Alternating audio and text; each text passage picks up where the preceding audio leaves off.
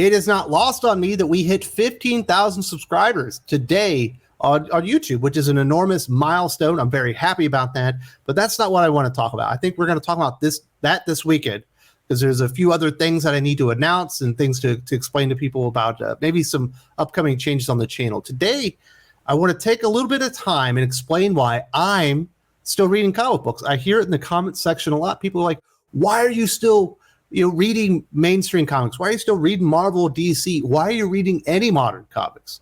They're making you miserable. They're giving you kidney stones or something. I'm not. I don't have kidney stones, and I'm not miserable. I'll tell you that. And comic books don't make me that. This is comic books, and I absolutely do take them seriously. I mean, I'm here talking with you guys about comics every single day, and I have been for about 3 years. I think the only time that there was a break was when I ended up having to go to the hospital with my kids, but I really haven't had a day off, a real day off, maybe. But I think I had one day off in the last year. So obviously I enjoy this. This actually makes me very happy to get to come here and talk to you guys about comic books. Now, the reason I'm still reading mainstream comics and modern comics, I do read the back issues, and I'm dabbling in manga a little bit more each and every day. But the one reason, I still have hope. I still have hope that we can get somewhere with these characters and universes that I love and you love, to where it doesn't have to be like this, right? I don't like doing these videos or have to explain everything wrong with Marvel and DC all the time. I don't mind doing it. I have no issues being able to point it out, but I would much rather just come here every single day and tell you why everything is exciting and why you should be reading this and this and this. And if you have to, you're going to have to prioritize this, and it all depends on what you're looking for, because there's so much good stuff out there. You couldn't possibly afford it. And even if you could, you wouldn't have the time to be able to read it all. Unfortunately, we are not in that climate within comic books, but we aren't that far away from it. You know what I'm saying? Rebirth was only 5-6 years ago. You're talking about Rebirth. You're talking legitimately, at a minimum, 20 DC titles that are worth reading. It's probably more like into closer to 30. That is a fantastic, wonderfully cohesive shared comic book universe with very, very good versions of the characters for the most part across the board, and really true interpretations. And there was so much love for DC Comics characters in the universe that was within Rebirth that it couldn't help but just draw you in, and you had to be there every single week, and you didn't want to waste any days on Wednesday. Obviously new comic book day for DC is Tuesday now, but then it was Wednesday, and you had to read those first because you didn't want anyone spoiling it or talking about it, or if they are talking about it, you didn't want to be left out. That's how good DC Comics Rebirth was. And it's only 5 or 6 years in the past. It's right there. We're not that far away from it. And Marvel Comics, I think, has been bad for longer, but really, go back to 2010, Marvel Comics, you're talking about a very, very good, healthy comic book universe with really good interpretations of the characters, doing interesting things. When there was events, it felt like, something mattered. And there was like really good cohesion. If something happened here, the effects were felt across the line when big things happen. Those things aren't happening now, but it's not that long ago. That's only like 12, 13 years ago when we had a very strong, thriving Marvel Comics universe. So we're not that far away from it, right? There hasn't been that much damage done. And you could say, Wes, you're a fool for having hope. And I think there's actually a lot of evidence that you're correct. I probably am a fool for being this hopeful, but comic books are going to come back. They can't stay this bad for forever, right? Or they're just going to die. I mean, I guess it could happen. Hey, anything can happen, but I don't see that happening. Someone eventually is going to come in and be like, wow, you guys have really screwed this thing up. What can we do to fix it? Well, let's bring in some of these creators. Let's hear what they think about the characters and get them matched up with the right characters, telling the right stories. And maybe we can have some really good comic book stories to tell. The other thing that's out there, I mean, you can't deny it. It's not like every single comic book right now just sucks. That's not true. We've got a fantastic Robin series going on. We have like a pretty damn epic Superman story going on in Action Comics. Unfortunately, not enough people are reading that one, but Daredevil was pretty darn good, although I think it kind of went down a little bit before Devil's Reign. But there's a lot of exciting things like this. This might be one of the best runs in Moon Knight history from Jed MacKay. Who would have thought it?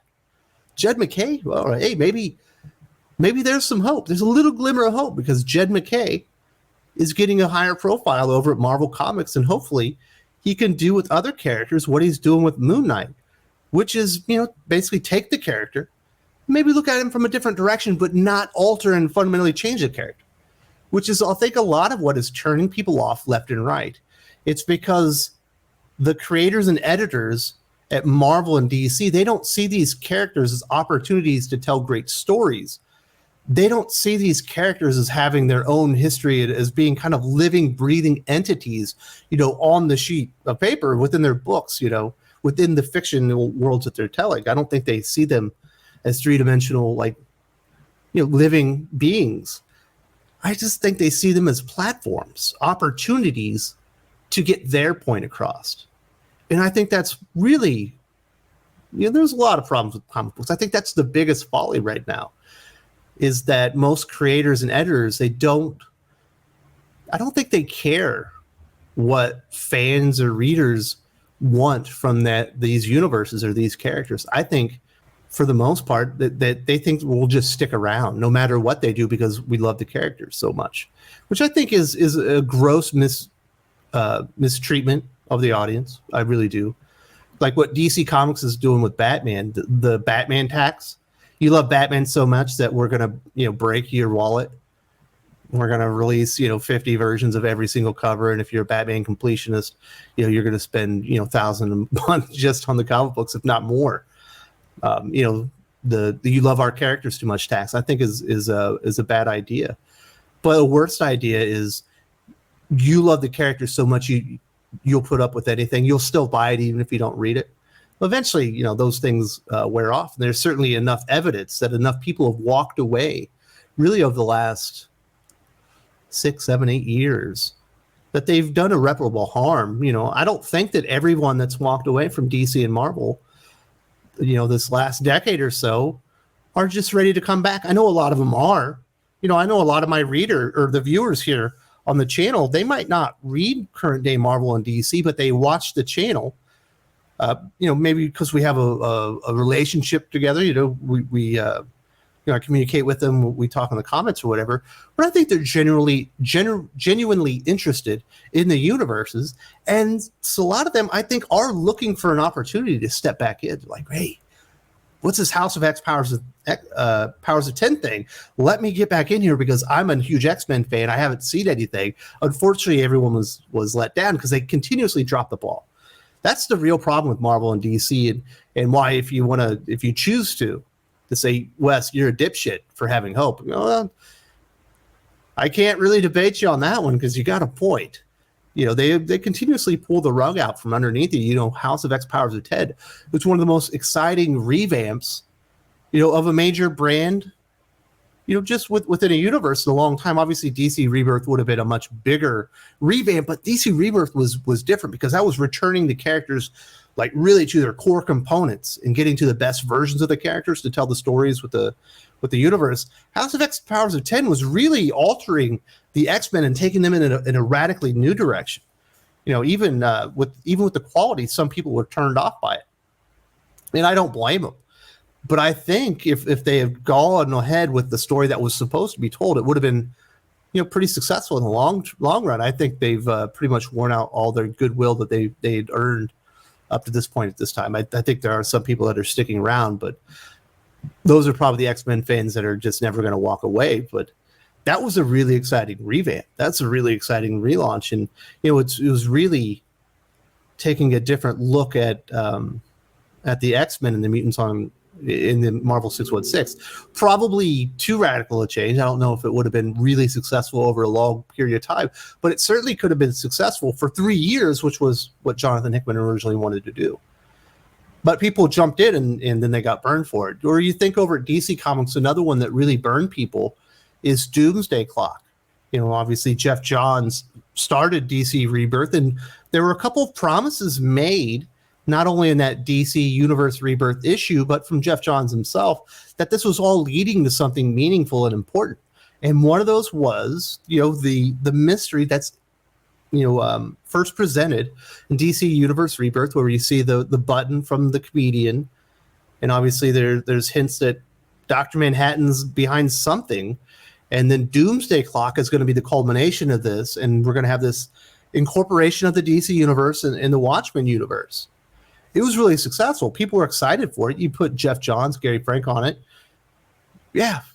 They had massive delays. I mean, massive delays. That thing became quarterly by the end. But people were still coming back because of the promise of what they had been told that it was important, and it felt like it was going to be important.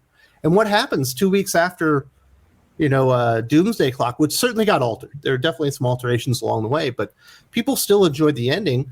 2 weeks after the ending of that, Scott Snyder and Dan Didio undo it, right? The purpose of Doomsday Clock not only was to incorporate the Watchmen universe into the DC Comics universe, so you can play with all the toys of one universe, but it was reestablishing that Superman is the alpha point of the DC universe, whether he shows up in the 1920s or the 1960s, the 1980s, whatever moment Superman arrives on Earth is the moment the DC universe begins. He's the first superhero.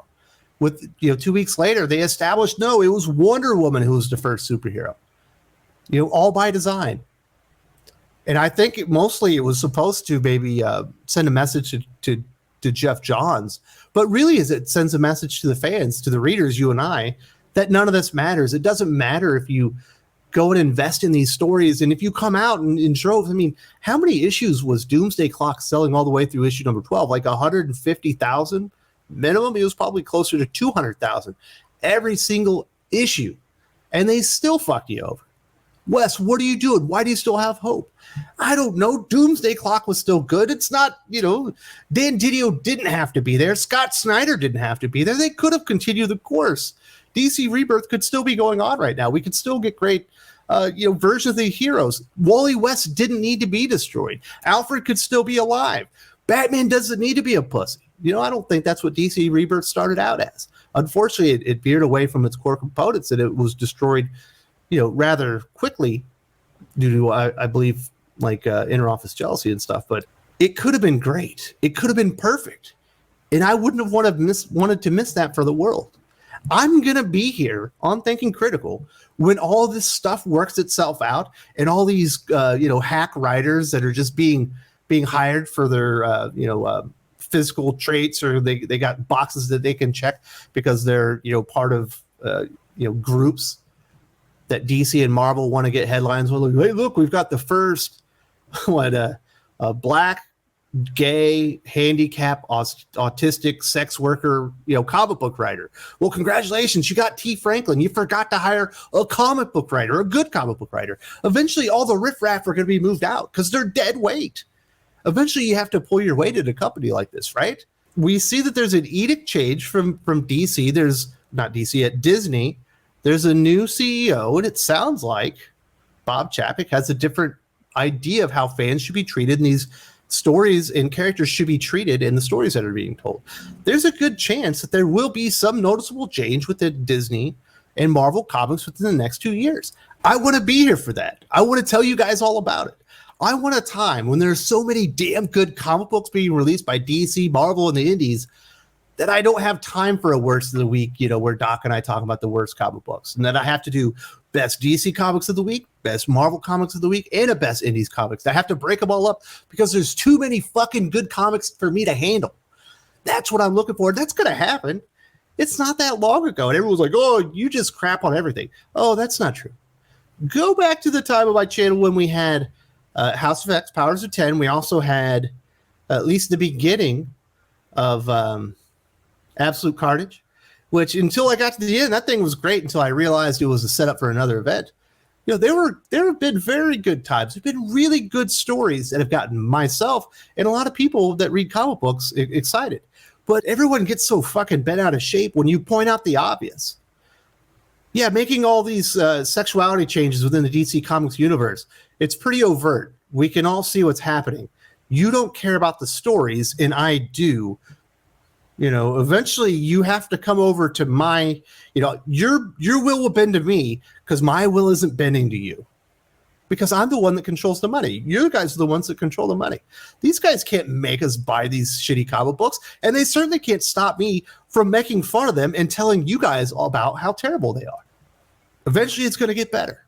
There's going to be a time when the X-Men are good for 2 years, and it's not going to be just sporadic, and there's one good series out of 9. You know, there's one Hellions. Everything else is either uneven or absolute garbage. It's going to be a time when the X-Men universe is good again. I know it's been a decade, or probably over a decade, since we've gotten good, consistent X-Men. But it's going to happen. You know, the law of averages say they're eventually going to have to fuck up and accidentally present of like a good, cohesive, connected story eventually. And I'm going to be here because I'm still hopeful that it's going to happen. I'm not going to miss out on all this stuff. I have not put up with all this garbage over the last, 18 months, cumulatively the last 3 years, since I had the channel. But there have been ups and downs, but cumulatively all the garbage that I put up with since I've had this channel, to miss the good time where everything is kicking ass and taking names, and DC Comics is running on all cylinders, and Marvel is blowing things up, and they're going head to head to see who can be better, not to see who can fuck up less, which is pretty much what they're doing right now. Do you think Marvel's outselling DC because their stories are great? No, it's because DC stories are fucking putrid. They're just worse. They're the worst of the two.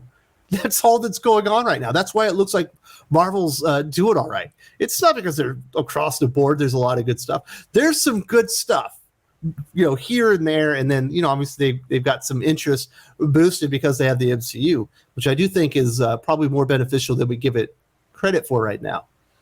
But I'm going to eat for all that. These things happen.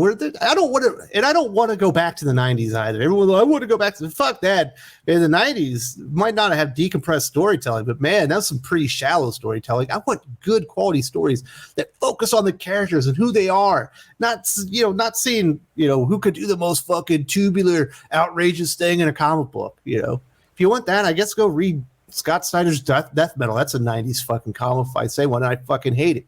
And Death Metal even more. I don't want to go back to the 90s. I don't want to go back to the 80s. I don't even want to. I want this group of writers in this comic industry that we are stuck with today to right the ship and do comics great in their own unique way. Stop bending the characters and the universes to your will. Submit yourself to the characters and realize no one's coming in here to learn about how fucking depressed Tom King is. No one gives a shit about Christopher Cantwell and how he feels about his mommy wife.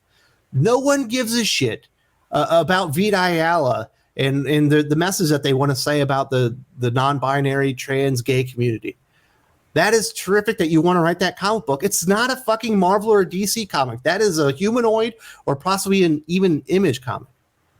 And there's a niche for that, but it's so niche that it shouldn't be in mainstream comics.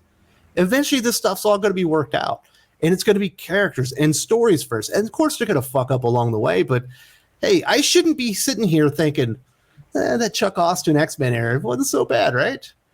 I wouldn't mind going back to the New 52. It might be an improvement. People shouldn't be thinking that. I am a cynical asshole. I'll admit that like anybody, but I'm still sentimental, right? I still have hope. I still want to read some great comic books with my boys. My boys are 6, 2, and 8 months old. I've got all the time in the world to wait for this stuff to write itself so we can enjoy some comic books together. Until then, they'll read Dogman and Catboy or whatever that the new sidekick is. I have no problems with that. I don't personally, I don't find Dogman all that thrilling or invigorating, but the 6-year-old sure seemed to love it. He certainly likes it more than a couple of the newer comics that I gotten him lately. So I got the time, and I'm not leaving anything. I just made it to 15,000 subscribers, and I don't have any. I stopping anytime soon. Let's just put it that way. It might not be a good time to be a comic book fan, but it's a great time to be a Thinking Critical fan. Because I am going to keep letting loose on the comic book industry. I'm going to continue to praise it when they do things that are good. And I'm going to continue to let you know the opportunities to jump in on a good comic book story and the shit that you want to avoid. Because that's my service to you and the entire comic book community at this point. If you were like me and not enjoying the big two, but holding out hope and you're wanting good comics. Just yesterday, I talked to my friend Tim Lim about Iconic Comics in Common America. If you haven't checked them out, they're doing some really, really cool stuff there. And Tim kind of talks about the secrets to Iconic Comics success, and they're only getting bigger every day. It's definitely an imprint you need to be aware of.